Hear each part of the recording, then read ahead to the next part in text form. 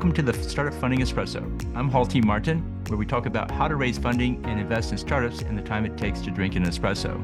If you have a question about startup funding or investing, please go to the website, startupfundingespresso.com, and type in your question into the chat bot in the lower right corner to receive an answer. I hope you enjoy this episode.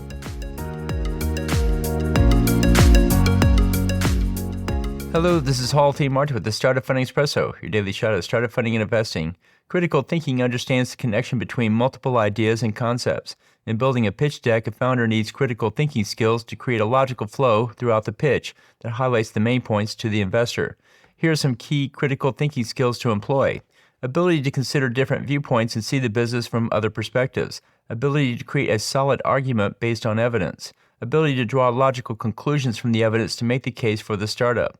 Ability to separate fact from fiction, which creates a well-grounded startup premise. Ability to analyze the thinking process to find the flaws. Consider applying these skills to your startup pitch. Avoid bias in the pitch, such as leaning to the technical side rather than the business side.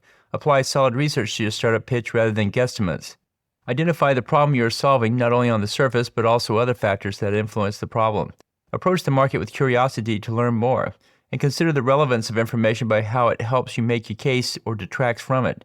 Apply these critical thinking skills to your pitch deck presentation. Thank you for joining us for the Startup Funding Espresso, where we help startups and investors connect for funding. Let's go start listening to today. Hall T. Martin is the director of Investor Connect, which is a 501c3 nonprofit dedicated to the education of investors for early-stage funding.